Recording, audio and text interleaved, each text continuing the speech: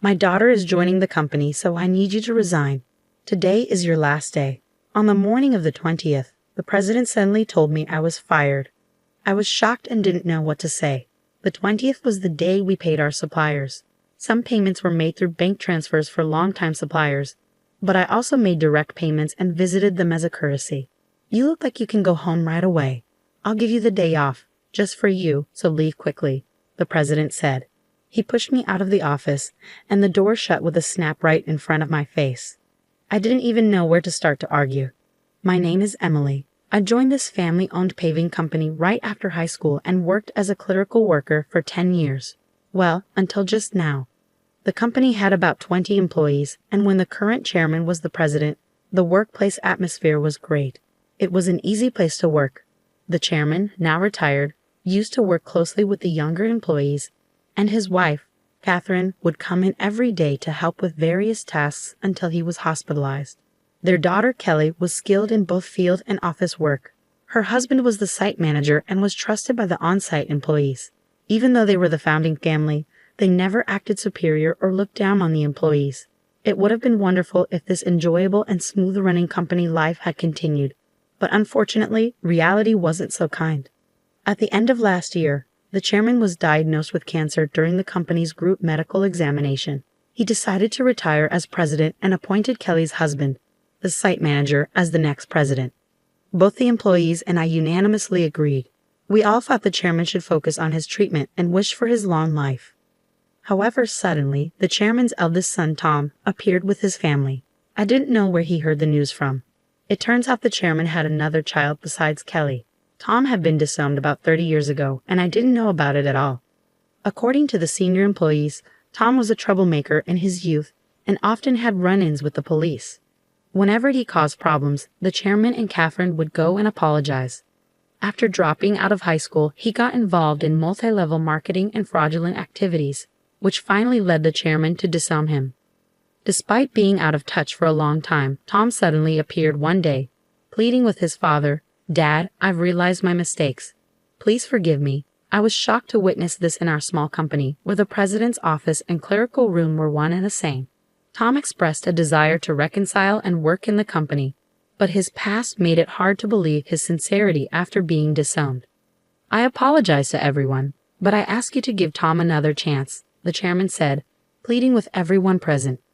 Kelly and the senior employees knew about Tom's troubled history and couldn't fully celebrate, but they couldn't refuse the chairman's heartfelt request either. So Tom and his family moved into the annex of the chairman's house, with Tom becoming an employee and his wife taking on household duties. I saw their daughter only once when she visited the company. She seemed to be a college student. The chairman believed Tom had changed for the better after facing hardships in life. Catherine was overjoyed that Tom had returned with his family, talking about rebuilding the company together. However, soon after, a problem emerged. Tom insisted on something. "I'm the eldest son, so I should be the next president," declared Tom, straining his relationship with Kelly and the site manager. Despite pretending to work diligently in front of the chairman, Tom actually did very little. He frequently made demeaning remarks like, "Physical labor is for the workers, and you're all just worker ants, work silently." Naturally, his behavior quickly made him unpopular with everyone. Some of the younger employees even went directly to the chairman, saying, "I can't work under these conditions." However, both the chairman and Catherine pleaded with everyone, saying, "We will talk to Tom about this. Please try to see the bigger picture." Then, due to stress or other reasons, the chairman's cancer suddenly worsened and he was hospitalized 3 months ago. Tom declared, "I am the president." Despite employees advising the chairman and Catherine to stick with their original plan of appointing the site manager as president, they ultimately chose Tom, their biological son, over their daughter's husband. This decision sparked grumbling among some employees, who felt the chairman and Catherine were biased by parental love or losing their sharpness with age. The once harmonious company atmosphere turned tense and uncomfortable. As tensions grew, Kelly and the site manager began working behind the scenes to manage the company. This left me alone handling all administrative tasks, whereas before Catherine, Kelly, and I shared the workload. Now, I regularly work overtime, sometimes leaving so late that the date changes before I head home. Meanwhile, Tom seemed to view administrative duties as effortless, spending his days at hostess bars, betting on horses, or gambling. My relationship with the president took a serious downturn over an expense issue. He had been using the company's credit card for personal dining and entertainment expenses, and I had been overlooking it to some extent. However, this time, the expense crossed a line. With apprehension, I handed the receipt back to him. "I can't approve this expense," I told him. "What? Why not?" he demanded. "This is for your wife's corrective underwear. It's not related to business, so it can't be expensed." As expected, the president's face flushed with anger. "Don't challenge me. She's the president's wife. It's natural for her to dress well. This is a valid expense." "No, that's not how it works. Your wife's underwear can't be considered a business expense." I stammered, struggling to comprehend how the president could justify a $4,000 expense for his wife's corrective underwear. His next suggestion left me even more bewildered. "Then let's turn selling corrective underwear into our new business venture. We'll categorize it as inventory, so it counts as an expense." The president seemed pleased with his idea, but I was at a loss for words. "We're a paving company," I managed to say. "So what? We can threaten clients that if they don't buy from us, we'll cancel their contracts. Everyone will buy. It's easy money, $2,000 for one, $4,000 for a set." The president chuckled loudly, but I felt horrified. "That's absolutely unacceptable. It will damage our credibility." I snapped at him in anger. From that moment on, I became the target of the president's disdain. Day after day, I endured constant berating from him. The situation became so difficult that I considered quitting many times. However, I continued to endure and work, driven by my loyalty to the chairman who had always supported me and my concern for the team who would struggle if I left. The truth was, I couldn't afford to lose my job suddenly either. I decided to tough it out until the right moment to move on. But then, unexpectedly, I was fired. If I quit abruptly now, it will cause problems for our clients, I thought to myself. Taking a deep breath, I gathered my courage and confronted the president. "I can't do this. I can't just leave without proper notice and handover. Even your daughter wouldn't be able to handle the workload. Besides, today is the day we need to handle payments," I said in one breath, fully expecting the president to erupt in anger. As expected, the president's face turned red with anger. "Shut up. I told you to resign because my daughter is joining the company. Today is your last day. As for the payment, let them wait until they come to collect it. There's no need to pay them up front." "Excuse me, isn't it normal to pay for something once you buy it?" I was shocked and explained it patiently, as if talking to a child. But the president responded with something so unreasonable that I couldn't believe he was being rational. "If that's the case, just threaten to switch suppliers. Tell them we won't make the payment this time, so they should give it to us for free." "What? That's not something we can do, is it?" I was so stunned that I couldn't find the right words to respond. "You're completely useless. My daughter has a college degree. She can handle office work easily. As family, she won't question my expenses like you do. You're all talk and no action. We don't need someone like you in our company. Leave now," the president sneered.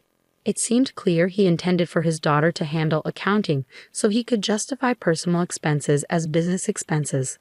"Oh, is that so? Just remember, I won't regret this," I replied. Words were futile at this point. My patience had worn thin. I quickly gathered my belongings and left the company, feeling sorry for our clients. I called Kelly, despite knowing Catherine and Kelly were busy with the chairman. This was urgent. I explained everything and trusted the rest to Kelly.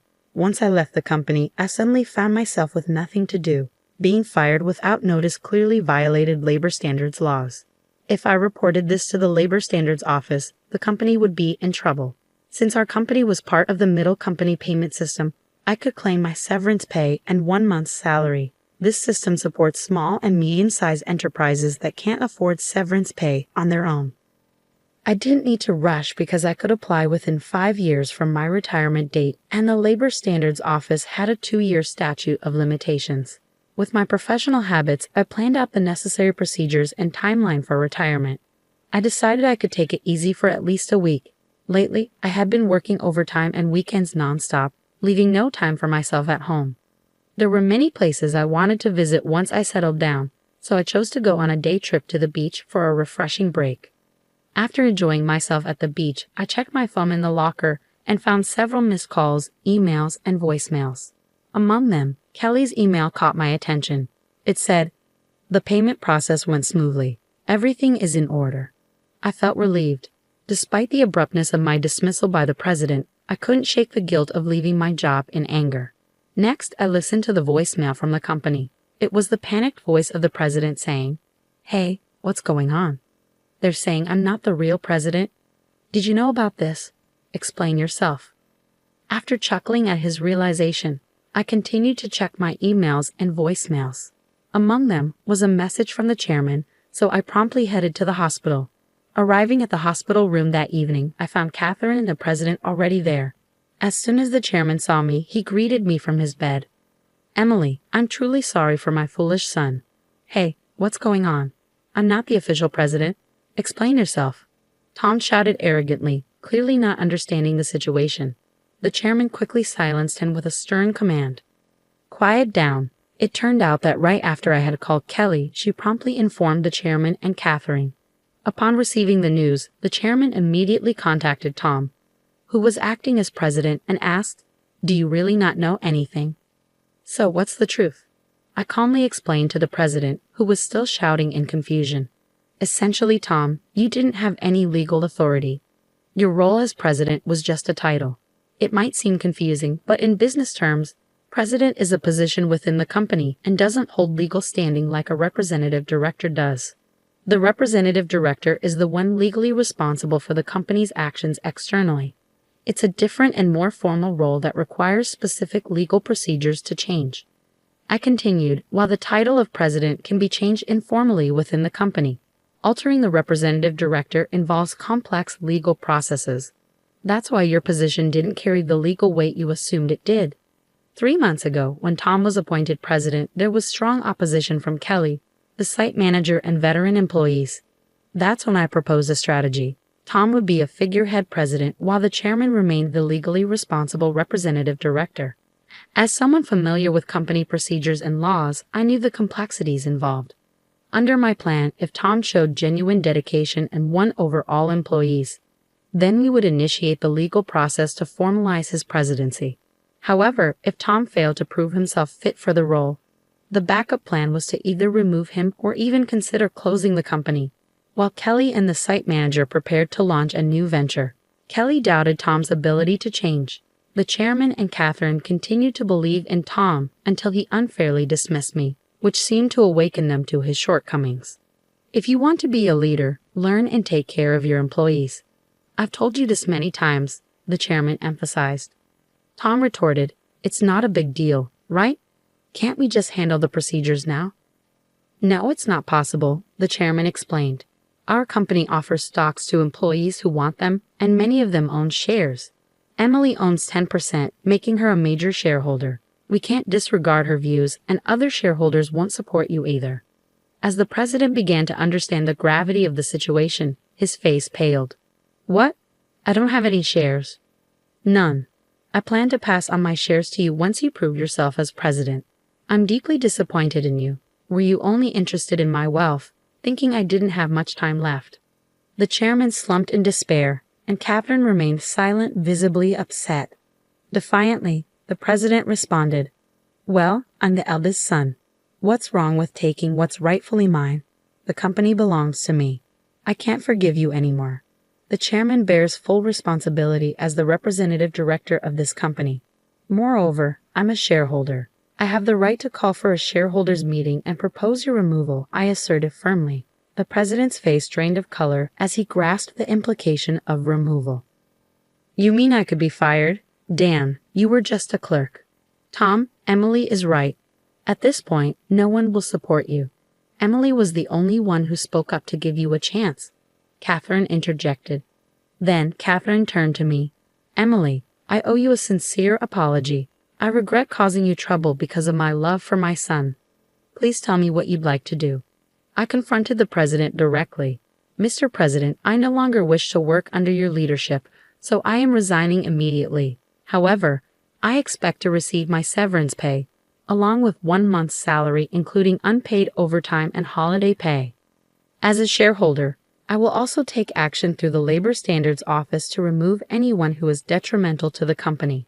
I spoke calmly, and as I did, the president's complexion shifted from pale to completely white. Continuing, I informed them how Kelly had been actively visiting clients and successfully promoting our new company. Many clients had already decided to switch from our current company to the new one, and most of our employees were planning to follow suit. That's impossible.